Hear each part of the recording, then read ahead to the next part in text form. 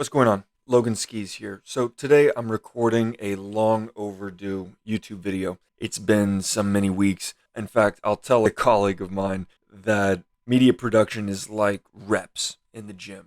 If you have a goal of achieving 20 pull-ups, you're never going to be able to do that unless you do one. And if you never take the time to at least attempt one, you're definitely never going to be able to do it. Content creation and media production is much the same way in my point of view. You have to develop the strength of mind. You have to condition your behavior to execute on the production on a consistent basis. And indeed, it takes a consistent basis of practice to get to 20 pull-ups. It takes a lot to feel the habit, to be in that groove of consistent media production.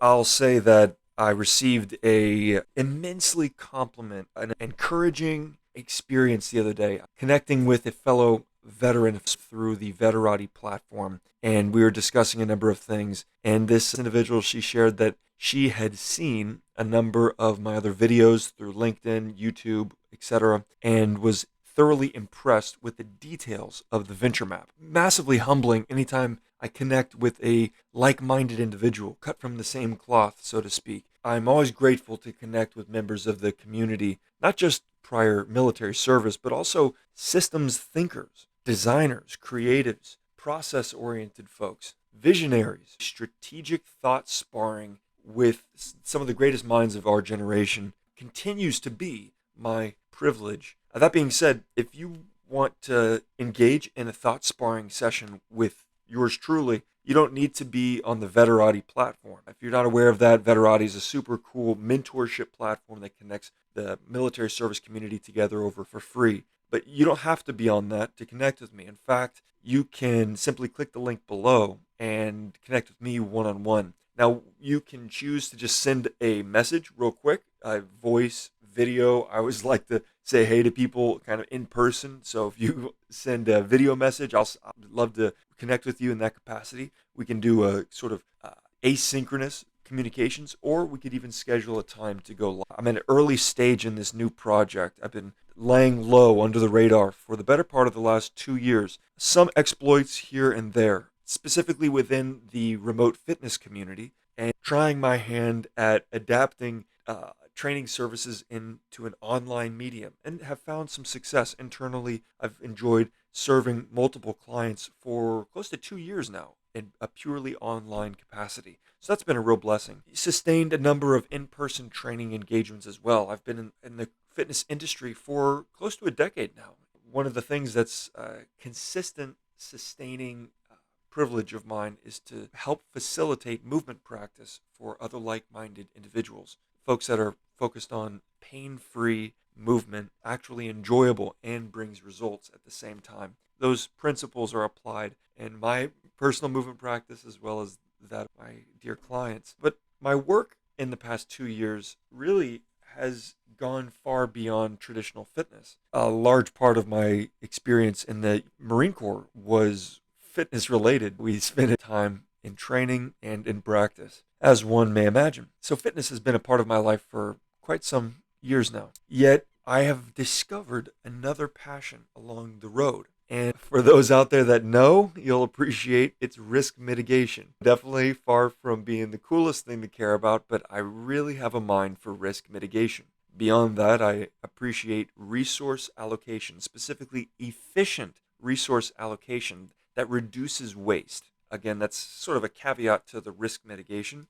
But another thing is planning, strategic planning. And it's not just for planning's sake, although there's many things about planning that I love. For example, aligning with the team, having a shared mental model, really honing in on relevant common ground, clearly communicating on a consistent basis about that shared plan, and adapting in real time based on the environmental priorities as you convert the theory into practice, as you go from strategy to tactical application. That interface is the mind of the team. And when the interface is tightly woven together like fabric, then it bends and weaves together through the fluctuations of time. Any operation, whether it be running a fast food joint or conducting dismounted operations in the Helmand province, Afghanistan, or any other number of industries or fields, there's complexities. There's actually immense complexities. More often than not, it's more complexity than any individual can maintain, or even a team for that matter. managing complexity is part of the job, part of almost every job.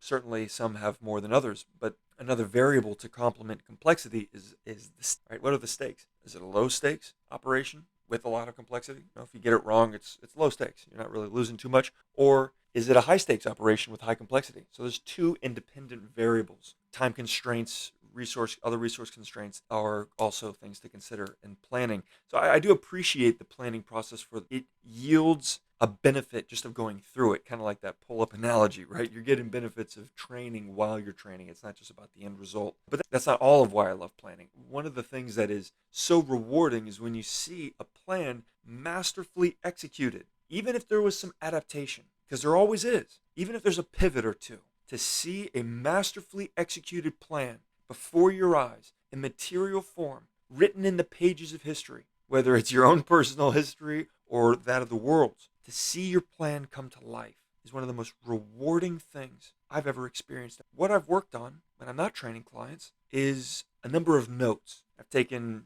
all sorts of notes. For example, I've got a big notepad here, and here I'll just scribble tons of notes. Small papers, big papers, notebooks, voice recordings, video messages, all of these things, taking tons of notes. And a ridiculous amount of notes, especially for someone that struggles with good penmanship, such as myself, as well as organization, through the modern apps that we're dealing with. One of the things I loved as a child was Rome Total War. For any of my real-time strategy fans, drop a like if you're watching this, because one of my favorite games of all time is the Total War franchise. Right, close behind that, some of the elements of Sims and Spore. That's some of the original metaverse, man. That is some of the coolest game technology that has been delivered in all time, I think. Not to be too exaggerative, but I do think it's a powerful tool. I wanted a business system like that. I wanted a way to organize my notes like a real-time strategy game, because that's kind of what it's like.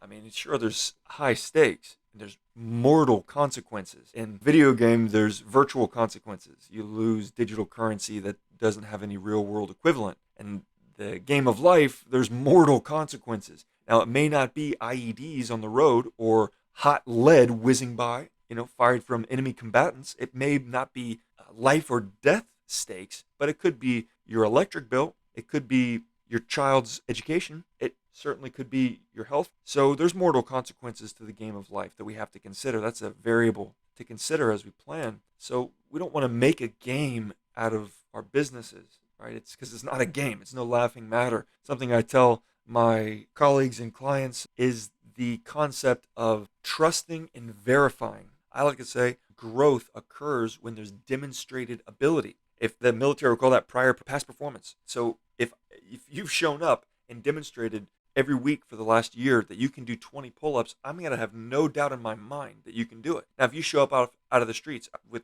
no prior experience whatsoever and no evidence that you can do something, you're going to have to demonstrate it. And sometimes that demonstration takes time. So capabilities must be demonstrated. That's because responsibility is no laughing matter. And business is a serious game.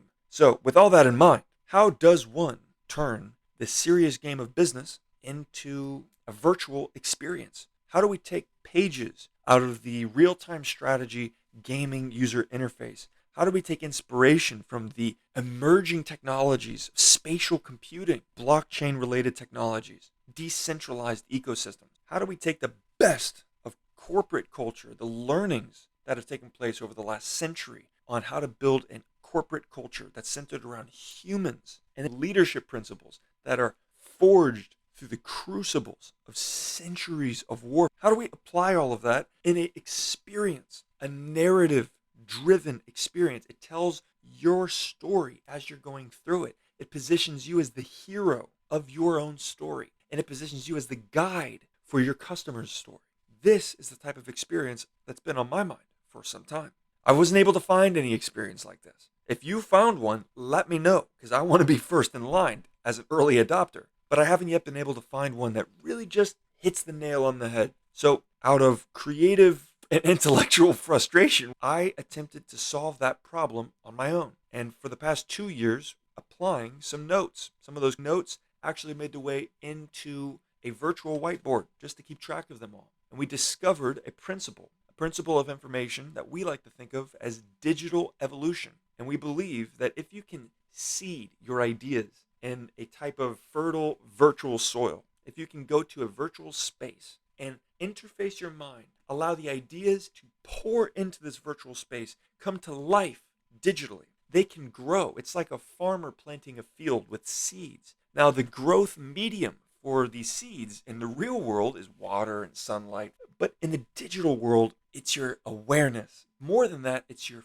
focused attention and fine motor skills. Now, we could just summarize that by saying it's your attention and your intention. So, when you're applying those things into your virtual space, growing your ideas, they flourish. That's digital evolution. Now, I've got a couple things to show what's evolved in my own work for the past year to two. Now, this is the venture map. I've recorded a number of videos on this behemoth before. Now, sometimes what this is doesn't make any sense to me, but other times there's a vision that comes to life. And let me tell you, I view this as a macaroni noodle project. I view this as an elementary school Elmer's glue construction paper project. This is a low fidelity prototype. My ambition is to push this farther than I can even imagine it can go right now, because I want to find like-minded people who see the power of a capability and believe of the impact it can have in the workplace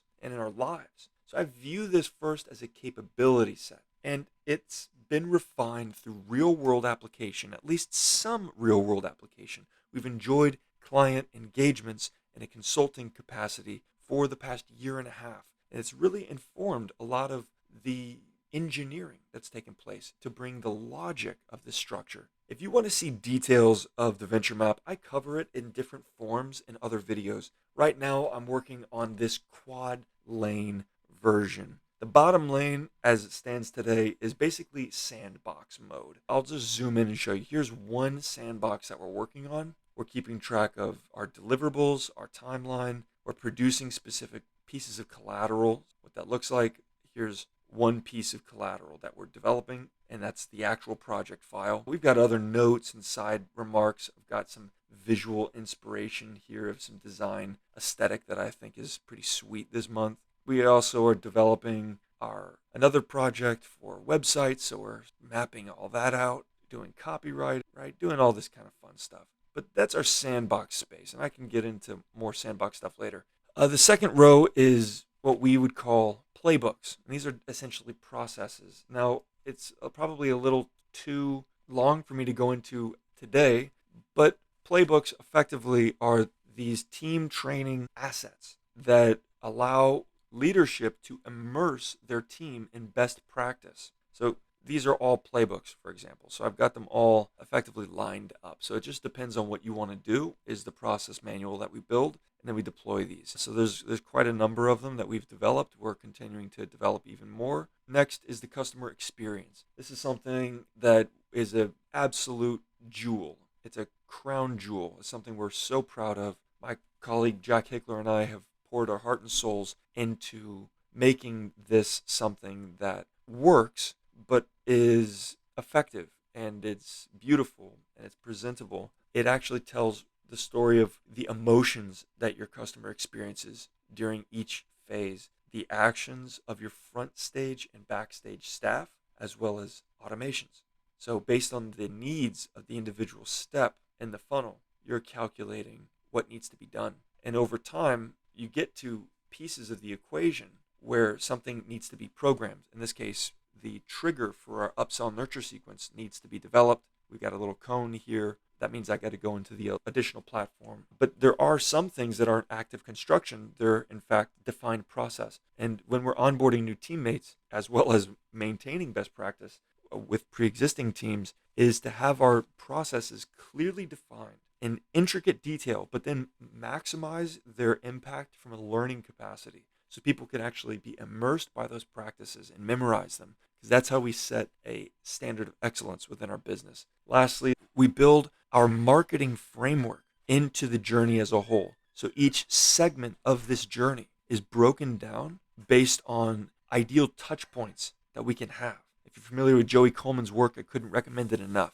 Excellent book, excellent audio book, and supporting PDF guides. Really, all of the cognitive bandwidth Joey's contributed to the concept of customer lifecycle phasing. Lastly, we build a hero's journey throughout this so we can tell that story in a summarized and impactful way as a narrative. Our next advances are going to focus on the integration of live data structures and financial structures in here. So we want to be able to represent our actual revenues, our actual expenses that are taking place represented within time. So we can certainly have our spreadsheets, but the spreadsheets will fuel the actual map itself. More than that, our ambition is to bring the map to life with actual traffic data so we can see how successful our campaigns are, what the conversion rate and click-through rates are of our marketing efforts and our funnel design. We want to ensure that the collateral is built for conversion and retention. Same goes all the way down the pipeline until our advocacy, referral, and cross-channel sales options.